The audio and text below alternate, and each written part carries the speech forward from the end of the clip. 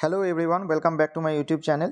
তো চলুন আজকের এই ভিডিওতে 10টা ডিফেন্স সেক্টরের স্টক নিয়ে আলোচনা করব, যেগুলো কিন্তু দুর্ধর্ষ পারফরমেন্স দেখাচ্ছে কয়েকদিন ধরেই। কিন্তু সেখানে যাওয়ার আগে চলুন দেখি লাস্ট ট্রেডিং ডেতে নিফটি 50 কেমন পারফরমেন্স দিল। তো দেখতেই পাচ্ছেন নিফটি 50 লাস্ট ট্রেডিং ডেতে মানে ফ্রাইডেতে 66 পয়েন্ট মতো বেড়েছে, 23,465 পয়েন্টে ট্রেড করছে। তো দেখতেই পাচ্ছেন যে এইখানে মানে এই চ্যানেলটার উপরে কয়েকদিন ধরে কনসলিডেট করছে। তার মানে নিফটি কিন্তু ব্রেকআউট দিতে পারে, মানে আরও উপরের দিকে মুভ দেখাতে পারে। আর এটাও হতে পারে যে যেহেতু অল টাইম হাইয়ের কাছে ট্রেড করছে, কিছুটা প্রফিট বুকিংও হতে পারে।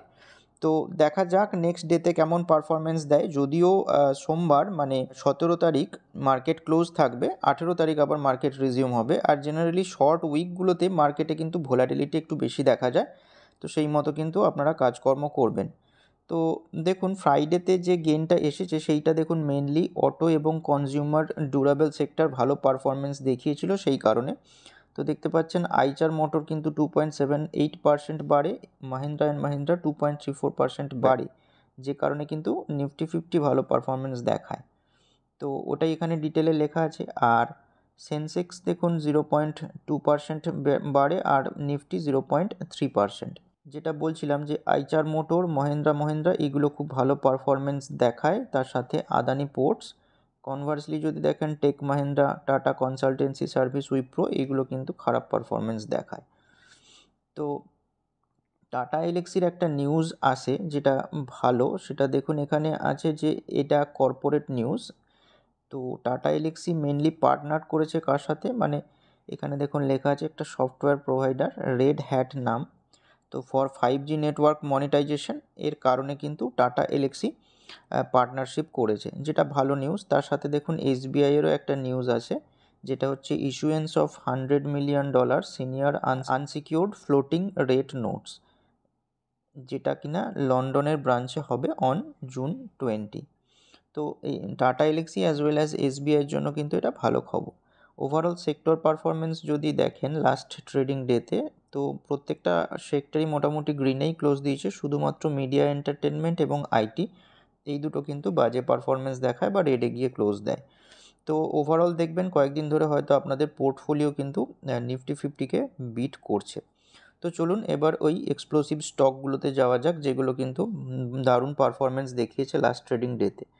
তো আজকের যে প্রথম স্টক সেটা হচ্ছে Mazagon dock ship builders limited. তো দেখুন স্টকটা 14.39% বেড়েছে, 487 টাকা 65 পয়সা মতো বেড়েছে, ট্রেড করছে 3,877 টাকা 55 পয়সা। তো দেখতেই পাচ্ছেন তার অল টাইম হাইতে ট্রেড করছে।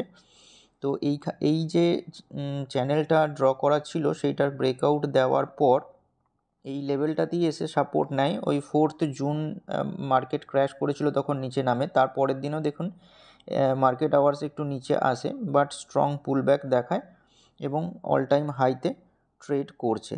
তো এই স্টকটার দেখুন নিউজ এটাই যে অনেকগুলো ব্লক ডিলের কারণে কিন্তু এরা ভালো পারফরমেন্স দেখাচ্ছে এই স্টকটা। তো এটাই এখানে লেখা আছে যে shares of Mazagon dock ship builders up as much as 14.5% to a record high of 3880 rupees, last up 13%। তো দেখতেই পাচ্ছেন কতগুলো শেয়ার চেঞ্জ ইন হ্যান্ড হয়েছে। Share change in hands in 11 block deals in range 3396 rupees to 3827.7 rupees a share. তো এক একটা শেয়ারে কিন্তু এই দামে আর কি চেঞ্জ ইন হ্যান্ড হয়েছে 11টা ব্লক ডিলের মাধ্যমে, সেইটা কিন্তু এখানে ডিটেলে লেখা আছে। আর ব্লক ডিলটা ছিল কত, at premium on stock last close, মানে এই টাকাতে 3389.90 রুপিস। তো সেই কারণে দেখুন Mazagon dock ship builder busiest trading day since May 17, overall over 9.6 million share change in hands, মানে 9.6 মিলিয়ন শেয়ার কিন্তু চেঞ্জ ইন হ্যান্ড হয়েছে। সেই জন্য এটা কিন্তু বেস্ট ডে সিন্স জুন 2023, মানে যেটা গত কালকে পারফরমেন্স দেখিয়েছে, যে কারণে কিন্তু মিড ক্যাপ ইন্ডেক্সটা 0.9% আপ হয়েছে এবং রেকর্ড হাইয়ে হিট করেছে। তো স্টকটার জন্য ভালো খবর। আর যেহেতু ডিফেন্স সেক্টরের স্টকগুলো সরকারের দ্বারা ড্রিভেন, তো সরকার ক্যাপেক্স যত বেশি করবে তত কিন্তু এই সমস্ত সেক্টরগুলো ভালো গ্রো করার সম্ভাবনা রয়েছে, যেটা কিন্তু নেক্সট 5 ইয়ার্সে হওয়ার আশা দেখা যাচ্ছে। তো নজর রাখবেন।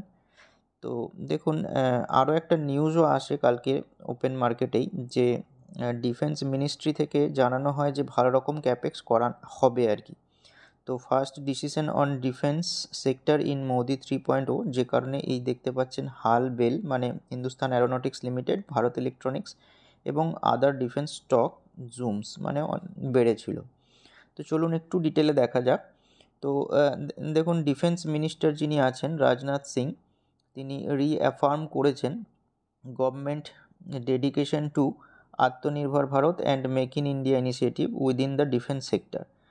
তো মিনিস্ট্রি অফ ডিফেন্স অ্যানাউন্স করেছে যে 50,000 কোটি টাকার মানে ডিফেন্স যে এক্সপোর্ট করা হবে, আর এইটা পজিটিভলি ইম্প্যাক্ট করেছে স্টক মার্কেটকে, যে কারণে দেখবেন ডিফেন্স সেক্টরের স্টকগুলো কিন্তু গতকালকে ভালো পারফরমেন্স দেখিয়েছে। তো এটা কিন্তু অবশ্যই ডিফেন্স সেক্টর স্টকগুলোর জন্য ভালো খবর। নেক্সট যে স্টক সেটা হচ্ছে ডেটা প্যাটার্নস। তো দেখতেই পাচ্ছেন স্টকটা 7.41% বেড়েছে, 202 টাকা 65 পয়সা মতো বেড়েছে, ট্রেড করছে 2,936 টাকা 20 পয়সাতে। তো মোটামুটি দেখতে পাচ্ছেন 2400 থেকে 2480 এই রেঞ্জটাতে এলেই কিন্তু সাপোর্ট নিচ্ছে, কারণ এই যে রেঞ্জটা সেখানে দেখুন আগে কিন্তু একবার রেজিস্ট্যান্স ফেস করেছিল, তারপরে এইখানে ব্রেকআউট দেওয়ার পর একটু ডাউনে চলে আসে, এই জায়গায় চলে আসে, তারপর দেখুন আবার এই রেঞ্জটা কিন্তু ব্রেকআউট দেয়, ব্রেকআউট দিয়ে আবার উপরে কিছুদিন ঘোরাঘুরি করে এই রেঞ্জটাতে আসে, ওই 4 তারিখের নিউজ এরপর আবার কিন্তু বাউন্স ব্যাক করে। তো স্টকটা ডিফেন্স সেক্টরের স্টক, বুঝতেই পারছেন ডিফেন্স সেক্টরের স্টক প্রত্যেকটা স্টকই কিন্তু গতকাল ভালো পারফরমেন্স দেয়, যে কারণে কিন্তু কালকে ডেটা প্যাটার্নসও ভালো পারফরমেন্স দেখিয়েছে। তো স্টকটার উপর নজর রাখবেন। নেক্সট যে স্টক সেটা হচ্ছে DCX সিস্টেম। তো দেখুন স্টকটা 12.37% বেড়েছে গতকালকে, প্রায় 40 টাকার কাছাকাছি বেড়েছে, ট্রেড করছে 360 টাকার কাছাকাছি। তো দেখতেই পাচ্ছেন যে চ্যানেলগুলো ড্র করে রেখেছি সেই সমস্ত জায়গায় কিন্তু সাপোর্ট রয়েছে বা নয়েজ দেখা গেছে। তো এই জায়গায় দেখুন অনেকবার কিন্তু সাপোর্ট নিয়েছিল আগে, আর এবারেও দেখুন লাস্ট যেদিন এই 4 তারিখে যে ভোটের রেজাল্ট ডিক্লেয়ার হয় সেই দিন কিন্তু ডাউনে আসে, পুরোপুরি একদম 240 লেভেলটাতে আসেনি, তার আগেই একটু ঘুরে যায়। তো এখন দেখুন এর যেটা মোটামুটি অল টাইম হাই সেখান থেকে বিশাল কিছু ডিসকাউন্টে কিন্তু অ্যাভেলেবেল নেই। শর্ট টার্ম বেসিসে যদি দেখেন তাহলে এই লেভেলটাতে মানে যে লেভেলটার একটু গ্যাপ রয়েছে একটু রেজিস্ট্যান্স ফেস করতে পারে, আর যদি ওই লেভেলটাকেও ব্রেকআউট দেয় তাহলে কিন্তু আরও তেজি লক্ষ্য করা যাবে। তো এই স্টকটার উপরেও নজর রাখবেন। দেখুন এই স্টকটা কিন্তু কয়েকদিন আগেকার নিউজ মানে 13 তারিখের নিউজ দেখতে পাচ্ছেন। তো এটা কি হয়েছে না একটা অর্ডার পেয়েছে কত টাকার, তো দেখতেই পাচ্ছেন যে INR 332.1 মিলিয়ন এর অর্ডার পেয়েছে, কিসের জন্য? For cable and wire harness. তো ওইটা এখানে দেখুন ডিটেলে লেখা আছে। এই যে অর্ডার এটা এক্সিকিউট করবে কত দিনের মধ্যে? 12 মাসের মধ্যে, মানে 1 বছরের মধ্যে, যেটা কিন্তু স্টকের জন্য ভালো। এর ফলে কিন্তু এদের রেভিনিউ এবং প্রফিট বাড়ার সম্ভাবনা বেশি রয়েছে, তো স্টকটার উপর নজর রাখবেন। নেক্সট যে স্টক সেটা হচ্ছে গার্ডেন রিচ শিপ বিল্ডার্স। তো দেখুন স্টকটা 6.91% বেড়েছে লাস্ট দিনে, তো 94 টাকা 95 পয়সার মতো বেড়েছে, ট্রেড করছে 1630 টাকায়। তো দেখতেই পাচ্ছেন তার অল টাইম হাইতে কিন্তু ট্রেড করছে। তো এই যে 1200 লেভেলটাতে কিন্তু ওই 4 তারিখে আসে, তারপর দেখুন সুন্দর রান আপ দেখাচ্ছে, গত 3-4 দিন ধরে কিন্তু ভালো রকম মুভমেন্ট দেখাচ্ছে। তো এই স্টকটাও যেহেতু তার অল টাইম হাইয়ে রয়েছে, তো অবশ্যই ইনভেস্ট করার আগে ভাবনা চিন্তা করে করবেন, আপনাদের রিসার্চ মতো করবেন। আর এই স্টকটার একটা ভালো নিউজও আসে। তো নিউজটা কি দেখুন, এরা সাইন করেছে একটা কন্ট্রাক্ট $16.6 মিলিয়ন। তো এইটা কার কাছ থেকে অর্ডার পেয়েছে এখানে ডিটেলে লেখা আছে। তো দেখুন এটা বাংলাদেশ ইনল্যান্ড ওয়াটার ট্রান্সপোর্ট অথরিটির কাছ থেকে কিন্তু অর্ডারটা পেয়েছে।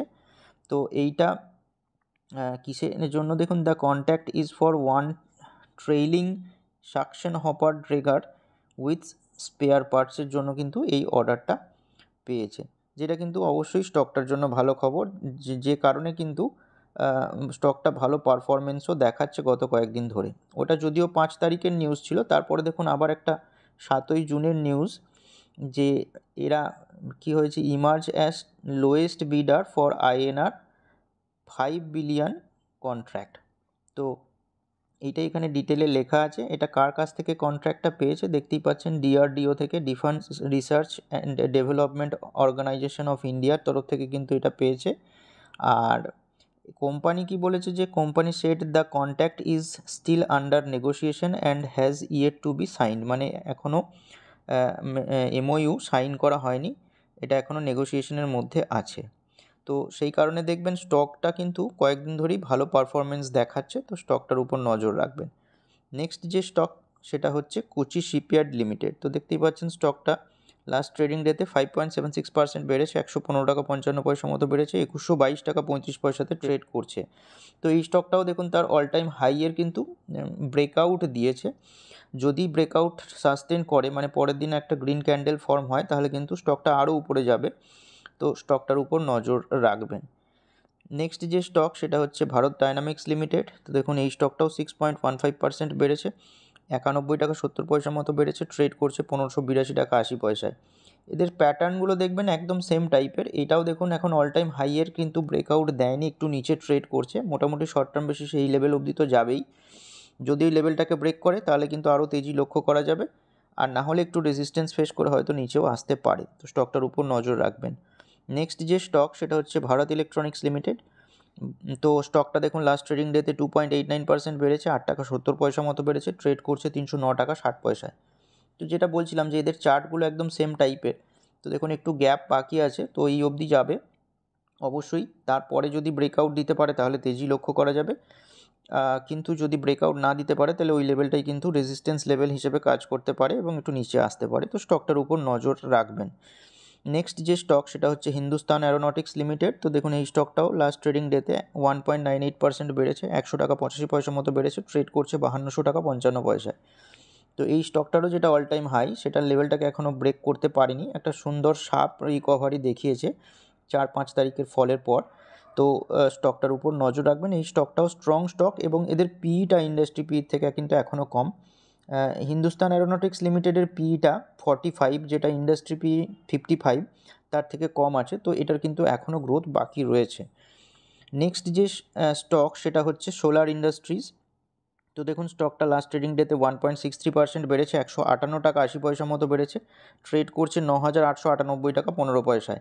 তো এইটা দেখুন একটা চ্যানেল ড্র করে রেখেছি, তার মোটামুটি আপার লিমিটের দিকে যদি এগোয় তাহলে মোটামুটি 10,500-এর দিকে কিন্তু যাচ্ছে। তো এই স্টকটা কিন্তু সুন্দর রান আপ দেখিয়ে কিন্তু উপরের দিকে এগোচ্ছে, তো স্টকটার উপর নজর রাখবেন।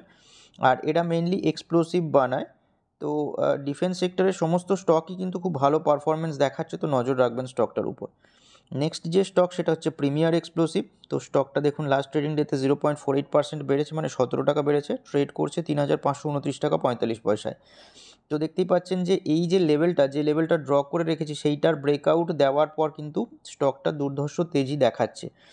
আর এই স্টকটার তেজির পিছনে কারণও একটা রয়েছে, যেটা হলো যে এই স্টকটার স্প্লিট নিউজ, যেটা প্রত্যেকটা স্টকের যেটা ফেস ভ্যালু 10 টাকা ছিল সেটা স্প্লিট দিয়ে এক একটা স্টকের এগেনস্টে দুটো করে স্টক পাওয়া যাবে, যার প্রত্যেকটার ফেস ভ্যালু 5 টাকা করে হবে, যে কারণে কিন্তু এত তেজি দেখাচ্ছে। তো স্টক স্প্লিটের নিউজ এলে একটু তেজি লক্ষ্য করা যায়, মানে অপারেটর যারা থাকে আগে একটু কিনেই এটার ভ্যালুটা বাড়িয়ে দেয়, আর স্প্লিট হওয়ার জাস্ট আগেই কিন্তু তারা বেরিয়ে যায়, যে কারণে স্প্লিট হয়ে যাওয়ার পর কিন্তু ন্যাচারালি একটা ফল দেখা যায়। তো আমার মনে হয় যারা ইনভেস্টর রয়েছেন যদি এই লেভেলটাতে আবার এসে ফল করে সাপোর্ট নেয় তাহলে কিন্তু ধীরে ধীরে অ্যাকুমুলেট করতে পারেন। এটা সম্পূর্ণ আমার মত, যদিও আপনারা যা করবেন তা নিজের রিসার্চ মতো করবেন। আর হ্যাঁ, যে স্টকগুলো নিয়ে আলোচনা করা হলো কোনো রকমের রেকমেন্ডেশন নয়, আপনারা যা করবেন আপনার ফিনান্সিয়াল অ্যাডভাইজারের সাথে কনসাল্ট করে করবেন। আর যদি ভিডিওটা ভালো লেগে থাকে তাহলে চ্যানেলটা সাবস্ক্রাইব করতে পারেন এবং ভিডিওটিকে লাইক করতে পারেন।